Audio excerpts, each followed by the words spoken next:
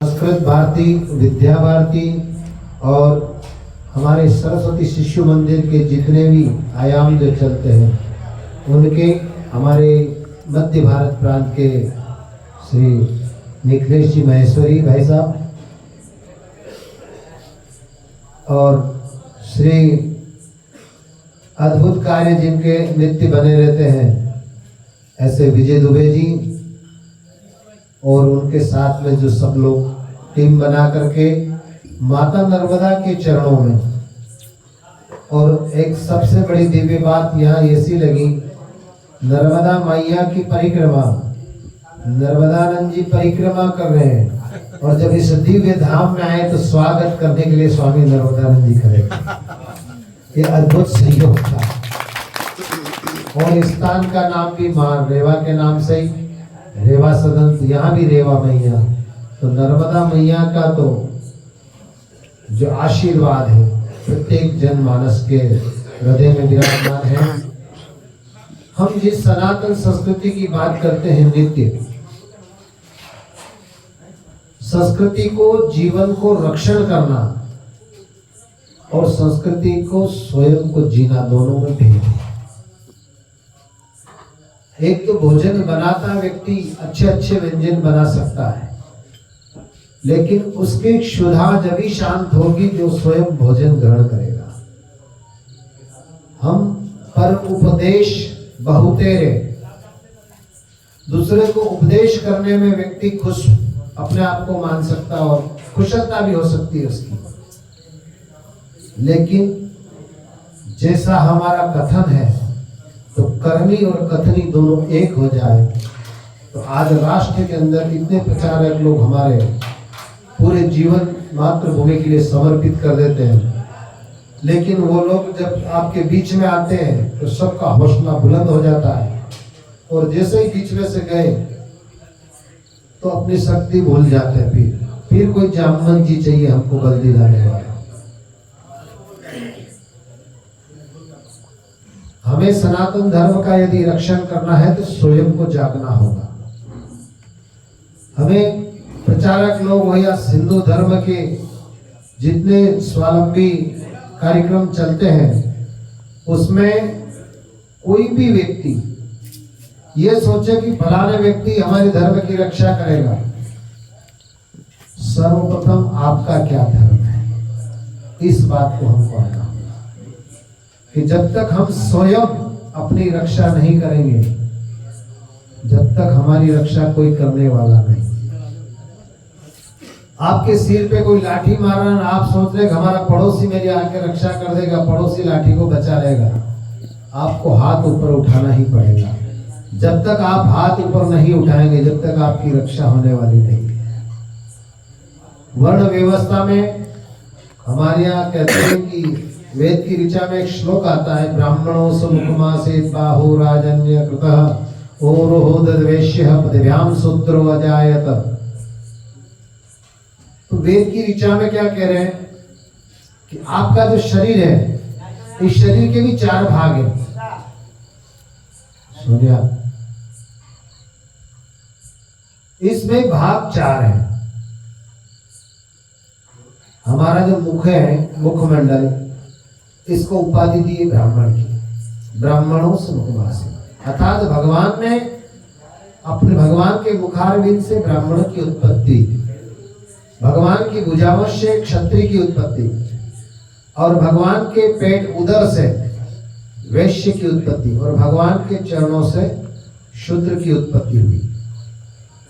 लेकिन जितनी जगह हमने देखा है, जितने देवालयों में जाते हैं, मंदिरों में जाते हैं, तो कोई भी व्यक्ति भगवान के मुख की बात नहीं करता है, सब भगवान के चरण की बात करते हैं कि थोड़ा सा हमें चरणामृत दे दो।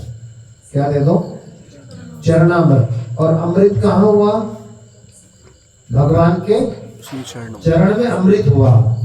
तो यदि भगवान के चरण में अमृत है और भगवान के चरण से यदि किसी की उत्पत्ति हुई तो वो भेद छोटा कैसे हो सकता है? वो व्यक्ति भी पवित्र है। इसलिए संघ की दृष्टि में एक सूत्र आता, न हिंदू पतित भव। कोई हिंदू पतित नहीं है। यदि भगवान के चरणों से उत्पत्ति हुई है, हम कर्म से महान बने। व्यक्ति जब कर्म अच्छे करेगा तो कर्म से उसकी महानता बढ़ेगी। और जब तक व्यक्ति आगे बढ़ने के लिए चित्त में संस्कृति, समाज और इससे भी अगर ऊपर उठना है तो स्वयं को पहले आत्मबल को मजबूत करना होगा।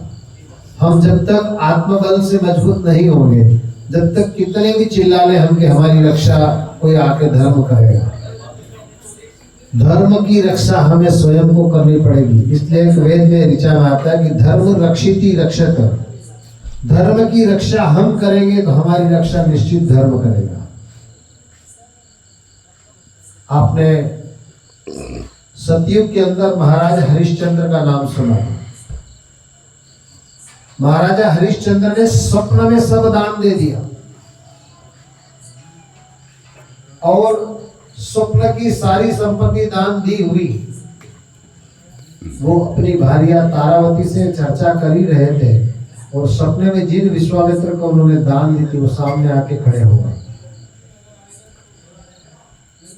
हरिश्चंद्र कहते हैं कि भगवान, मैं आपके ही बारे में चिंतन कर रहा था कि मैंने स्वप्न में आपको सब कुछ दान दे दिया। तो बोला, राजन देर किस बात की, सब मुझे अर्पण करो। तो उन्होंने खजाने की चाबी और घोड़े की लगाम दोनों उनके हाथ में दे दी। कहा कि भाई तुमने दान दिया, इसकी दक्षिणा भी चाहिए। और उस समय राजा का धर्म क्या हो गया। राजा ने कहा कि प्रभु खजाना में से दे देता हूं। उस समय विश्वामित्र क्रोधित हो जाते हैं और क्रोधित होकर कहते हैं कि मैं तुझे समझ गया, तू पाखंडी है, दानी नहीं है। बोले, प्रभु क्या अपराध हुआ? बोले, जो राजपाट तो मुझे दे चुका है उस पर अब तेरा क्या अधिकार है। और उस समय धर्म की रक्षा कैसे करते हैं कि दान दे दिया, उसकी दक्षिणा भी चाहिए। फिर उन्होंने आपने देखा कि धर्म किसका क्या होता है। जब अपनी भार्या से पूछा कि देवी, अब धर्म की रक्षा के लिए क्या करना चाहिए। जब पतिव्रता जो थी उसने अपना पतिव्रत धर्म कैसा होता है अपने पति को कहा कि स्वामी आप बिक जाइए और मुझे भी बेच दीजिए, लेकिन आपका धर्म नहीं जाना चाहिए। धर्म की रक्षा के लिए स्वयं को बेच दिया। और बेचने के बाद में जब ऐसी परिस्थिति आ गई अंतिम में कि जिस रानी को रात दिन साथ रख करके उसकी विश्वसनीयता पे इतना विश्वास था, उसी रानी का वध करने का भी आया।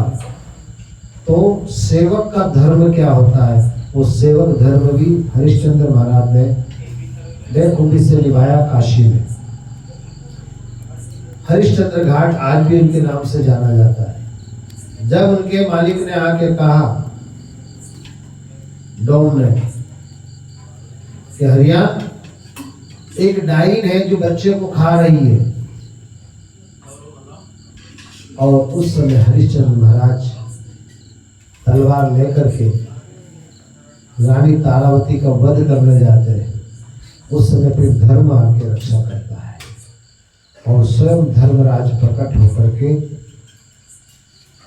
राजा हरिश्चंद्र का हाथ पकड़ लेते हैं। और धर्म में उत्तीर्ण होने के कारण, धर्म की परीक्षा में उत्तीर्ण हो गए जब, तो तीनों लोक के देवताओं ने आके दर्शन दिया। दर्शन कब देंगे? जब आप धर्म की रक्षा के लिए अपने प्राण की बाजी लगा रहे। धन की रक्षा के लिए ना डालेंगे तो फिर आपको प्रेत भी बनना पड़ेगा। क्योंकि बहुत सारे हम लोग इतिहास पढ़ते हैं कि अमुक गुफा में इतना धन है लेकिन वहाँ सांप ही सांप है, वो सांप किसी को आने नहीं देता। तो सर्प योनि को भी प्राप्त हो जाता है व्यक्ति धन की रक्षा के लिए।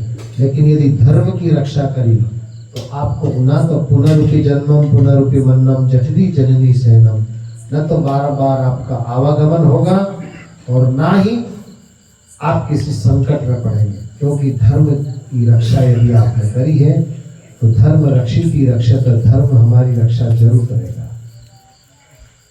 तो आज हम सब सनातन धर्म के अनुयायी लोग हैं। सनातन धर्म के अंदर कोई जात पात नहीं होती। सनातन शाश्वत है और हम मूल में सब ऋषियों की संतान है। किसी व्यक्ति को गोत्र पूछी जाए, संकल्प आदि ब्राह्मण लोग करते हैं, तो उस समय उसकी गोत्र पूछी जाती है। तो जिस व्यक्ति को गोत्र अगर मालूम नहीं हो, वो सिर्फ कह दे कि मेरी कश्यप गोत्र नाम है। हम सब कश्यप की ही संतान है। देवता और असुर दोनों ऋषि कश्यप की संतान है। माता अदिति से सभी देवताओं की उत्पत्ति होती है और दिति से सभी असुरों की उत्पत्ति होती है। पिता एक है और माता अलग अलग है। फिर तीसरी पत्नी उनकी कद्रु, जिसके द्वारा नाग की उत्पत्ति हुई, नागों की। चौथी पत्नी विनीता, जिसके द्वारा भगवान विष्णु के वाहन गरुड़ जी की उत्पत्ति होती है। आप लोगों ने नित्य भगवान सूर्य नारायण के दर्शन करते हैं हम, तो सूर्य नारायण भगवान जिस रथ में चलते हैं, उनका रथ चलाने वाला अरुण नाम का सारथी है। वो भी कश्यप ऋषि के पुत्र हैं और गरुड़ जी के बड़े भाई हैं। एक बार सायंकाल के समय में जैसे दिति ने भगवान कश्यप से प्रार्थना करी थी, ऐसे ही उन्होंने एक बार विनीता ने प्रार्थना करी पति देवता से कि मुझे इतना बलवान पुत्र दे आप, और उस पुत्र का मैं भली भांति पालन करूं। तो उनके गर्भ में 2 पुत्र आए और बस जब उनका समय पूरा हो गया, जब तक भी वो बालक बाहर नहीं आया, एक दिन विनीता भावुक हो गई और अपने जोर से पेट पे मुक्का मारा। उसका गर्भपात हो गया, एक बालक का जन्म हो गया। तो वो पूर्ण रूप से स्वस्थ था, लेकिन उसके पांव नहीं तैयार हुए थे। वही वरुण, हमारे जो अरुण है, फिर उन्होंने अरुण ने श्राप दे दिया कि माता मेरा शरीर पूरा नहीं होने दिया, इसलिए आपको एक बार गुलामी के फंदों पर चलना पड़ेगा। और जब गरुड़ जी का जन्म नहीं हुआ, पेट में ही थे गरुड़ जी, पर अब मेरा दूसरा भाई जो पेट में है उसका तो रक्षण करना। रक्षण करते करते एक दिन कद्रु और विनीता दोनों, उच्च सर्वा जो घोड़ा है वो सफेद था, लेकिन कद्रु कहती है कि ये घोड़ा कितना प्यारा लग रहा, काला घोड़ा। विनीता कहती कि देवी घोड़ा तो सफेद है, तू काला कैसे कहती? बोले नहीं, तेरी आंखें नहीं है क्या, तेरे को दिखाई नहीं देता, पूरा काला घोड़ा है, और यदि काला निकला तो क्या करेगी? उसके मन में ऐसा संकल्प आ गया कि यदि काला घोड़ा हुआ तो मैं तेरी दासी बन जाऊंगी, और यदि सफेद घोड़ा हुआ तो तेरे को मेरा दासत्व स्वीकार करना पड़ेगा। दोनों के बीच में ऐसी वार्तालाप हुई। कद्रु ने अपने पुत्र नागों को सबको कहा कि आज तुम्हारी मां की आज्ञा है, इस घोड़े के रोम रोम पे लिपट जाओ। कुछ नागों ने मना किया कि माता ऐसा क्यों करना चाहती है? बोले नहीं नहीं तो तुम्हारी मां जीवन भर के लिए दासी बन जाएगी। और वासुकी को ये पता लगा कि मां असत्य भाषण कर रही है, तो वासुकी ने मना कर दिया। तो उन्होंने कहा कि अच्छा तू मना कर रहा है तो रस्सी के काम में आएगा, ऐसा श्राप दे दिया उसको। और इधर सारे नाग उस घोड़े के रोम रोम पर लिपट गए। और जब सामने से घोड़ा आया उच्च सर्वा, और घोड़े को देख करके विनीता ने देखा घोड़ा सफेद था लेकिन ये काला क्यों दिखाई दे रहा है, रोम रोम में काला पड़ गया। तब उन्होंने अपना दासत्व स्वीकार किया और वो दासी बनकर के नित्य रहने लगे, अपने ही पुत्र का श्राप लगने के कारण। लेकिन एक दिन भगवान गरुड़ जी का जब जन्म हो जाता है और बार बार वो छोटी माँ की सेवा देख करके पूछा एक दिन माँ से कि माता, मुझे ये समझ में नहीं आती, आप दोनों मेरी माँ है लेकिन आप दासी बनकर क्यों रहती हैं? बोले बेटा कुछ नहीं, ऐसी बात है। फिर भी माँ बताओ। तो माँ ने कहा कि देखो, हमारे दोनों का एक बार ऐसी बात हुई थी, लेकिन सब सर्पों ने मिल करके घोड़े को काला कर दिया और मुझे दासी बना दिया गया। जब से ही गरुड़ जी के मन में आया कि इन सर्पों का मैं भक्षण कर दूंगा। तो आपने भगवान श्री कृष्ण की लीला में भी कालिया आदि का प्रसंग पढ़ा होगा। तो कहने का भाव, धर्म के लिए व्यक्ति अगर झूठ बोलता है तो उसका पश्चाताप भी जीवन भर करना पड़ता है। धर्म की रक्षा के लिए अगर झूठ बोले आप, किसी के प्राण की रक्षा हो रही हो, कथा तो बहुत लंबी है, लेकिन धर्म रक्षिति रक्षित का भाव है कि धर्म की रक्षा के लिए। और माता को जब उन्होंने वचन दे दिया कि माँ, मैं इस दासत्व के मुक्त करने के बाद ही अब आपसे बात करूंगा। कद्रू के पास गए, प्रणाम किया और कहा कि माँ, मेरी माँ को दासत्व से कैसे मुक्त कर सकती है आप? बोले तुम स्वर्ग में से अमृत ला के मुझे दे दो और वो अमृत मेरे पुत्रों को मुझे पिलाना है। मेरे पुत्र सब अमर हो जाएंगे। अब गरुड़ जी ने सोचा कि मैं तो इनका भक्षण करने की बात कर रहा हूँ और ये इनको अमृत पिला देगी तो कैसे होगा। लेकिन गरुड़ जी ने कहा ठीक है, मैं अमृत ला के दे दूंगा। गरुड़ जी ने कहा कि अमृत का कलश आपके हाथ तक पहुंचाना माँ मेरा काम है, आगे आपको कैसे पिलाना आप जाने, बस मुझे इतना ही चाहिए।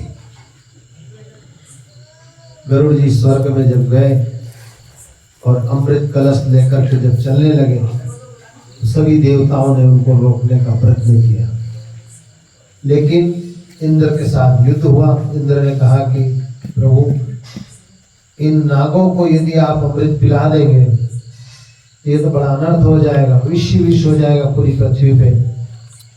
उन्होंने कहा कि मुझे अमृत पिलाना नहीं, मैं जाकर के अपनी माँ का बंधन मुक्त कराना चाहता हूँ माँ को, और छोटी माँ को जैसे अमृत दूंगा मैं उनको छोटी सी प्रेरणा दे सकता हूँ कि अमृत प्रातः काल वेला में पिलाना चाहिए और रात्रि में आप इस कलश को जो चुरा लेना। इंद्र ने कहा कि ठीक है, आप ले जाइए।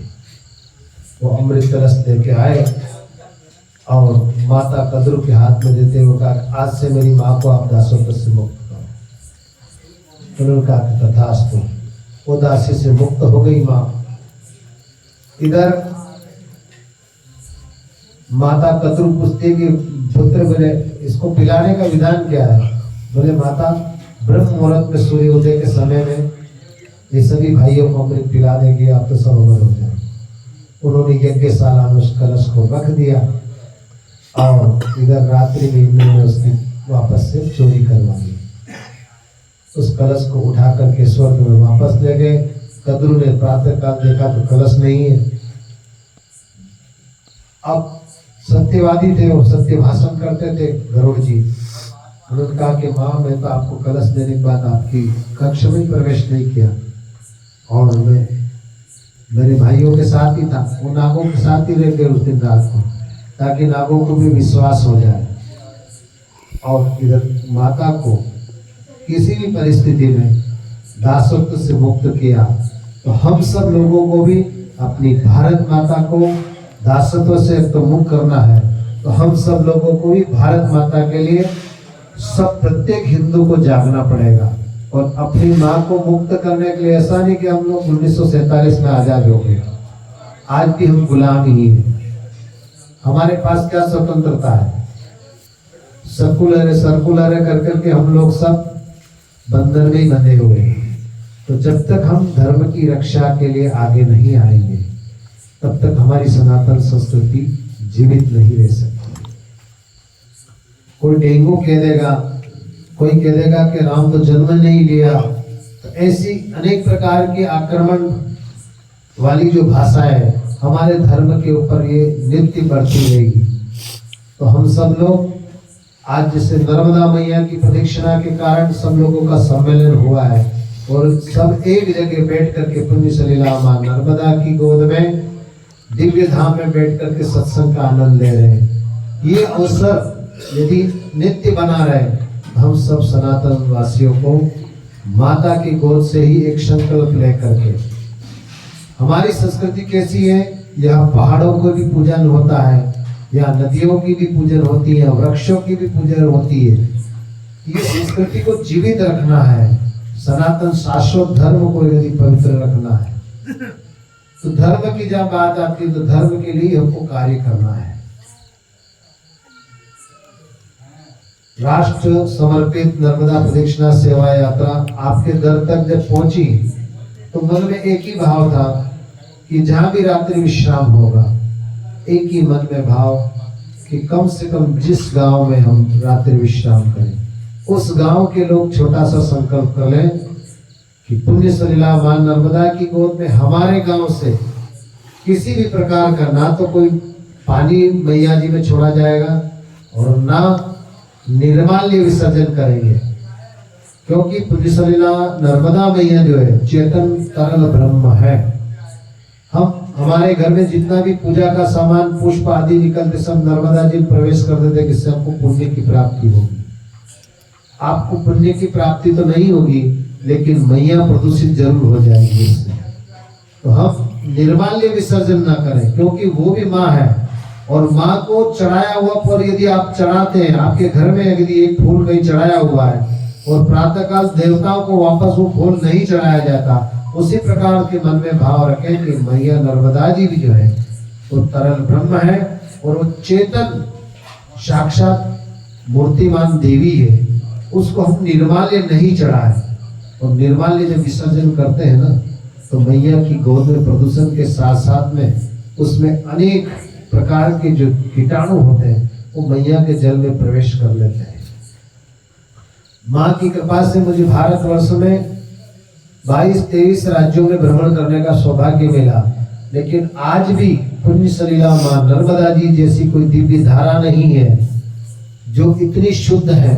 अमरकंटक से लगा के समुद्र पर्यंत तक नर्मदा मैया के जल को आप पीते हैं तो आरो जैसा स्वाद लगता है, उसका 150 से ज्यादा TDS नहीं आता है। ऐसा शुद्ध जल किसी देव नदियों में इतना नहीं है। गंगा मैया का जल भी पीने योग्य है तो ऋषिकेश तक योग्य है, उसके बाद धीरे धीरे प्रदूषित होते जाएगी। तो हम सब लोग एक ही संकल्प करें कि ना तो किसी प्रकार का प्लास्टिक आदि मैया की गोद में प्रवेश हो, ना निर्माल्य हो और ना हम साबुन सोडे का कभी उपयोग करें नर्मदा जी की गोद में। छोटा सा संकल्प यदि प्रत्येक गांव वाले माँ की गोद में जितने लोग रहते हैं उतने लोग ही संकल्प कर लें, क्योंकि प्रदूषण होता है तो वो किनारे लोग रहने वालों के द्वारा ही होता है। और उतने लोग संकल्प कर ले हम नर्मदा जी स्नान करने जाएंगे तो हम प्लास्टिक आदि का उपयोग नहीं करेंगे। मैया की गोद में यदि छोटा मोटा कोई कचरा पड़ा हुआ भी मिल जाए, धूल से धूल हवा के कारण उड़ के आ गया, वो कचरा भी हम उठा करके कूड़ादान में डालेंगे। ऐसा छोटा सा संकल्प लेके यदि जाएंगे तो मैया में किसी प्रकार का प्रदूषण नहीं होगा। दूसरा, हमारे राष्ट्र के अंदर प्रदूषण बचाने का एक ही उपाय है, वो है यज्ञास्त्र यज्ञ पर्जन्य।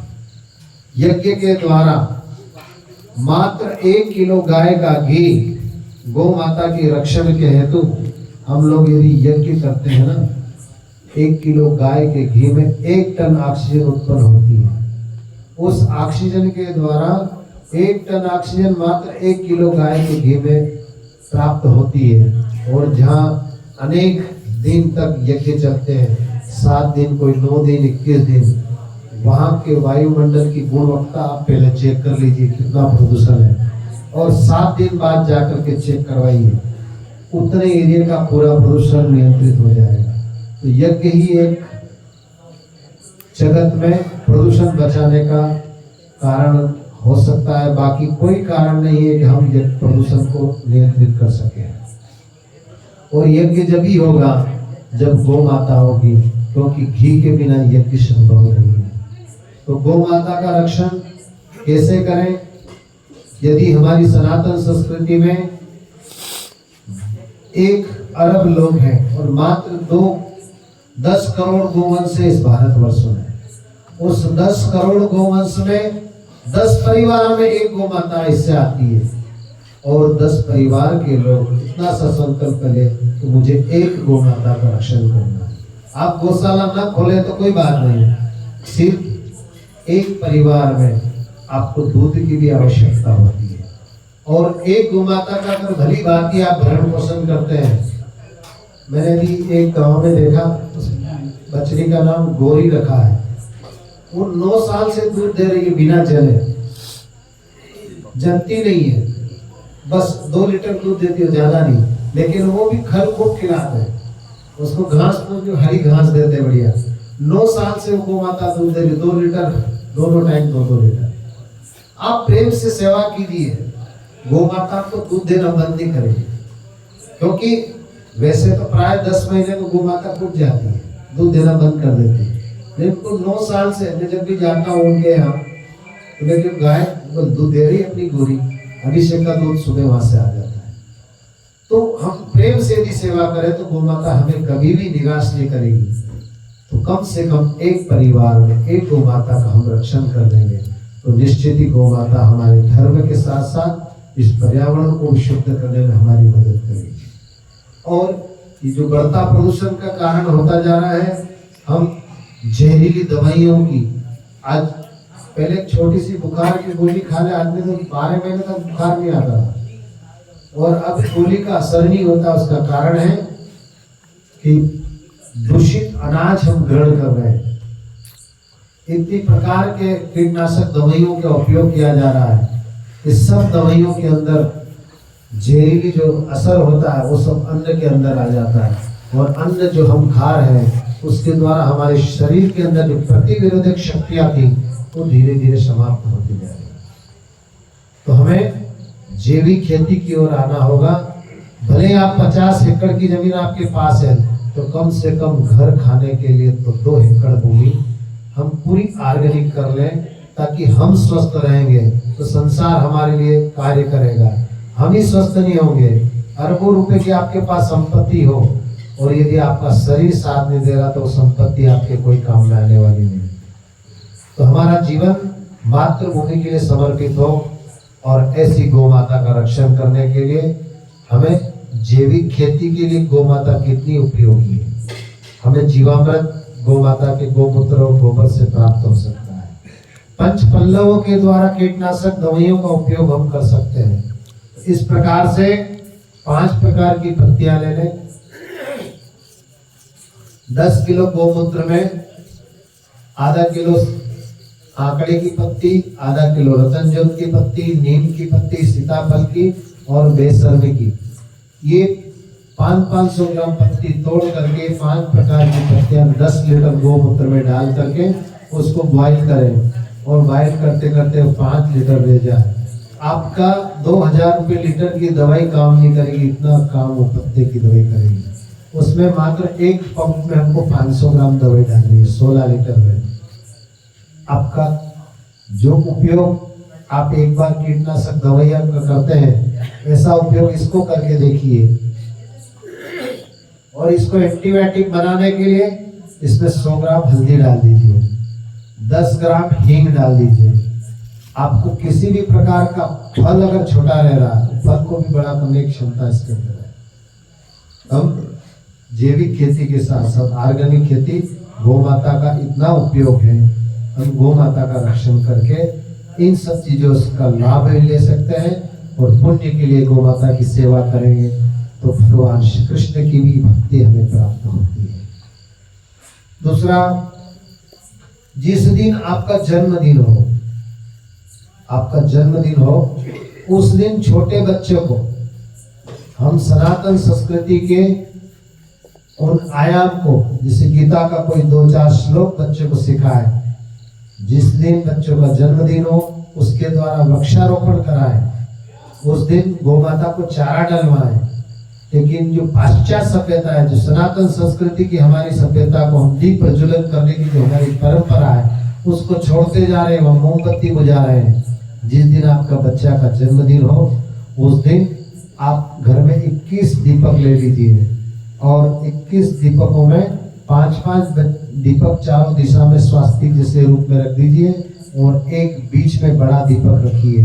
बड़े दीपक को जिसका जन्मदिन हो उस बच्चे से प्रज्वलित करवाइए। बाकी आप परिवार के सब लोग उस दीपक को जला करके, जब 5-5 दीपक सब परिवार के लोग जलाएंगे, स्वास्तिक भी बन जाएगा, जीवन में आपको प्रकाश भी देगा। और यदि घी का दीपक किया तो आपका जितना घर है वो उस घी के दीपक जब प्रज्वलित होगा तो वहाँ के वायुमंडल को भी शुद्ध करेगा। और हमारी सनातन संस्कृति जो दीप प्रज्वलन करने की है, हम पाश्चात्य सभ्यता की ओर चलते चलते बच्चों को काटने का काम सिखा रहे। केक काटते आजकल, ये पता नहीं कहां से घुस गई। ये हमारी संस्कृति नहीं है। सनातन संस्कृति में कभी केक काटने का काम था ही नहीं। आज के 10-20 साल पहले ही अब हमारे यहाँ कोई नहीं जानता था, लेकिन फिल्मों में, पिक्चरों में देखते देखते हमारे घर में भी घुस गई। हम सनातन संस्कृति के जिस दिन आपका बच्चे का जन्मदिन हो उस दिन केक काटने की जगह हमारी सनातन संस्कृति काटने के लिए जोड़ने की है, जीव और ब्रह्म को मिलाने की संस्कृति है। हम नित्य गुरु महाराज जो भी आपकी गुरु हो उनकी सेवा करें, गुरु के प्रति सद्भाव रखेंगे तो हमें वो सदुपदेश करेंगे जिसके द्वारा हमारा जीवन में कल्याण होगा। तो ये राष्ट्र समर्पित नर्मदा प्रदक्षिणा सेवा यात्रा का उद्देश्य लेकर के हम आपके द्वार तक इसी भाव से आते हैं कि हमारा जो लक्ष्य है वो धर्म रक्षिति रक्षित का लक्ष्य है। धर्म की रक्षा के लिए आपके द्वार तक आना और फिर हमारी संस्कृति का रक्षण कैसे कर सके। हमें कोई भी व्यक्ति धर्म के मार्ग पे चलना सिखा देगा, लेकिन धर्म की रक्षा करना हमारा स्वयं का ही कर्तव्य होगा। तो हमें पुण्य सलिला मां नर्मदा की गोद में आप सब लोग निवास करते हैं। आप सौभाग्यशाली हैं, कई जन्मों के पुण्य उदय हुए, नहीं तो ऋषि मुनि लोग माँ की गोद में आकर के, अरे भगवान श्री राम ने भी जब रावण आदि का वध किया तो वध करने के बाद उनको ब्रह्म हत्या लगी, तो उसके निवारण के लिए नर्मदा मैया की तट पे आकर तप किया है। लेकिन आपने कोई पूर्व जन्म में अच्छे पुण्य किए होंगे, इसलिए आपका जन्म नर्मदा जी की गोद में हुआ है। तो कम से कम उस पुण्य का लाभ लें और नर्मदा मैया को प्रदूषण से हम बचाते रहें। आइए नर्मदा अष्टक करके एक धुन करके, और फिर हमारे तपन जी भाई साहब हैं, श्री परमार साहब हैं, 1-1, 2-2 मिनट का जितनी देर उनकी इच्छा होगी अपने उद्गार व्यक्त करेंगे।